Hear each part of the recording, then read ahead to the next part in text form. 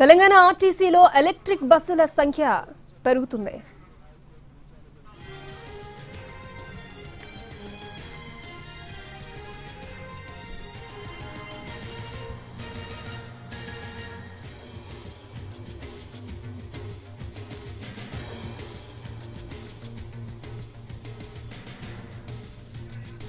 IndiGo సంక్షోభంపై Delhi high court ఆగ్రహం వ్యక్తం చేసింది. ఇండిగో వల్ల ప్రయాణికులు చాలా ఇబ్బంది పడ్డారంటూ న్యాయస్థానం సీరియస్ అయింది. ఘటనతో దేశ ఆర్థిక వ్యవస్థ కూడా నష్టపోయిందని ధర్మాసనం పేర్కొంది. ఈ పరిస్థితి ఎందుకు వచ్చిందో చెప్పాలంటూ కేంద్రాన్ని ఆదేశించింది. సంక్షోభం సమయంలో ఇతర సంస్థలు అడ్డగోలుగా ఛార్జీలు ఎలా పెంచుతాయని ప్రశ్నించింది ఢిల్లీ హైకోర్టు. ఈ వ్యవహారంపై చట్టపరంగా అన్ని చర్యలు తీసుకున్నామని కేంద్రం తెలిపింది. ఇండిగో సంస్థకి ఇప్పటికే షోకాజ్ నోటీసులు జారీ చేశామని పేర్కొంది. విమానాల రద్దుపై ఇండిగో ఇప్పటికే క్షమాపణలు చెప్పిందని కోర్టుకు తెలిపింది సర్కార్.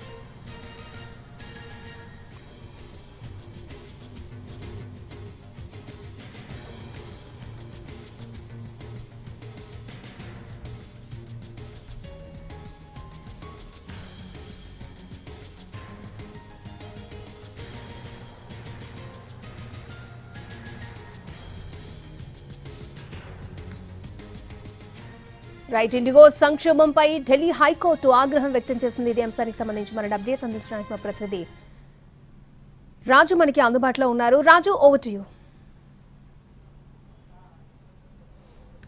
Thank you Akshaya. దేశవ్యాప్తంగా తలెత్తినటువంటి ఇండిగో సంక్షోభం ఇటు న్యాయస్థానాల్లో కూడా పిటిషన్లు దాఖలయ్యాయి. గత వారమే దాఖలైనటువంటి పిటిషన్ విషయంలో సుప్రీంకోర్టు విచారణకు నిరాకరించినప్పటికీ ఢిల్లీ హైకోర్టులో ఈ కేసుకు సంబంధించినటువంటి విచారణ జరిగింది. ఈ సందర్భంగా దేశవ్యాప్తంగా ఇంత పెద్ద ఎత్తున సంక్షోభం తలెత్తడానికి గల కారణాలు ఏంటి అంటూ ఢిల్లీ హైకోర్టు కేంద్ర ప్రభుత్వాన్ని ప్రశ్నించింది. డీజీసీఐ ఇంత జరుగుతున్నా ఏం చేస్తుందని అంటూ కూడా ప్రశ్నించినటువంటి పరిస్థితి కనిపించింది. మరోపక్క ఇప్పటి వరకు అంటే ఇండిగోకు సంబంధించి ఇటువంటి సమస్యలు తలెత్తుతున్నప్పుడు ఎందుకు ప్రభుత్వం సరైనటువంటి చర్యలు తీసుకోలేదు?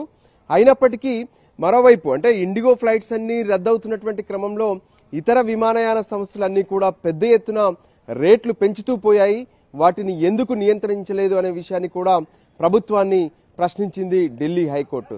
దాంతో ప్రభుత్వం తరపున హాజరైనటువంటి అసిస్టెంట్ సోలిసిటర్ జనరల్ సైతం కొన్ని కీలక అంశాలను ఢిల్లీ హైకోర్టు ధర్మాసనం ముందు ప్రస్తావించారు. ముఖ్యంగా ఏదైతే దేశంలో ఉన్నటువంటి విమానయాన ప్రయాణికులకు మరింత భద్రత కల్పించడంతో పాటు విమానయాన సంస్థల్లో పనిచేస్తున్నటువంటి పైలట్లు కావచ్చు, క్రూ సిబ్బంది కావచ్చు, వీళ్ళందరికీ మరింత మేలు జరిగేలా కొత్తగా ప్రభుత్వం కొన్ని నిర్ణయాలు తీసుకుంది. అందులో కీలకంగా FDTL రూల్స్ ఏవైతే ఉన్నాయో ఫేజ్ 2 అమలు చేస్తున్నటువంటి క్రమంలో ఇండిగో విఫలమైంది. అందుకోసమే ఈ సంక్షోభం తలెత్తిందనే విషయాన్ని కూడా స్పష్టం చేశారు.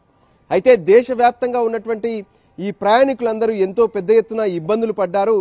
మరి వాళ్ళ సంగతి ఏంటి అని ప్రశ్నించినప్పుడు ఈ విషయంలో ఇండిగో ఇప్పటికే పూర్తి స్థాయిలో అంటే క్యాన్సిల్ అయినటువంటి ఫ్లైట్కి సంబంధించినటువంటి రిఫండ్ చేయడంతో పాటు వాళ్ళ బ్యాగేజీని కూడా వాళ్ళకు అందించేటటువంటి ప్రయత్నాలు చేస్తుంది. దీనికి సంబంధించి పెద్ద ఎత్తున కేంద్ర ప్రభుత్వం దర్యాప్తు కూడా ఆదేశించింది. మరోవైపు డీజీసీఏ ఏ విధంగానైతే ఇండిగోకు నోటీసులు జారీ చేసింది. ఈ క్రమంలో ఇండిగో CEO సైతం తను క్షమాపణలు చెప్పారు దేశవ్యాప్తంగా ఉన్నటువంటి విమానయాన ప్రయాణికులకు. సో పరిస్థితిని చక్కదిద్దేందుకు ఎప్పటికప్పుడు సివిల్ ఏవియేషన్ తో పాటు డీజీసీఏ కసరత్తు చేస్తూనే ఉంది. ప్రస్తుతం ఈ పరిస్థితి మొత్తం గాడిన పడింది అనే విషయాన్ని కూడా స్పష్టం చేశారు. అయితే ఈ క్రమంలో ప్రయాణికులు పడ్డటువంటి ఇబ్బందులకు ఎందుకు బాధ్యత వహించలేదు? ఇంత ఘోరంగా ప్రయాణికులు ఇబ్బంది పడేటటువంటి పరిస్థితులు వస్తుంటే ముందుగానే ఎందుకు కేంద్ర ప్రభుత్వం సరైనటువంటి చర్యలు తీసుకోలేదు అనే విషయాన్ని కూడా స్పష్టంగా అటు ప్రభుత్వాన్ని ఢిల్లీ హైకోర్టు ధర్మాసనం ప్రశ్నించింది. సో దానికి కూడా అంటే అప్పటికప్పుడు ఇండిగో చేసినటువంటి తప్పిదాల వల్ల అంటే కంటిన్యూగా ఫ్లైట్స్ అన్నిటిని క్యాన్సిల్ చేస్తూ వచ్చారు. ఆ క్యాన్సిల్ చేస్తున్నటువంటి క్రమంలోనే ప్రయాణికులు ఎయిర్పోర్ట్లకు పెద్ద ఎత్తున చేరుకొని ఆందోళన చేయాల్సినటువంటి దుస్థితి నెలకొంది. మరోవైపు ఫ్లైట్స్ అన్ని కూడా చివరి నిమిషంలో క్యాన్సిల్ చేయడం అంటే బ్యాగేజీని చెకింగ్ లోకి ఇచ్చిన తర్వాత వాళ్ళు మరి కాసేపట్లో ఫ్లైట్ ఎక్కుతారనేటువంటి క్రమంలో ఇటువంటి పరిస్థితులన్నీ కూడా జరిగాయి. అందుకే ప్రయాణికులు పెద్ద ఎత్తున ఇబ్బందులు పడ్డారు. అయితే దీనికి గల కారణాలపై ఇప్పటికే కేంద్రం దర్యాప్తుకు ఆదేశించింది. మరోవైపు ఇండిగోతో ఎప్పటికప్పుడు పరిస్థితులను సమీక్షిస్తూ పరిస్థితులన్నింటినీ కూడా సద్దుమణిగేందుకు అన్ని రకాల చర్యలు తీసుకుంటున్నామనే విషయాన్ని హైకోర్టు ముందు ప్రభుత్వం తరపున వాదనలు వినిపించారు.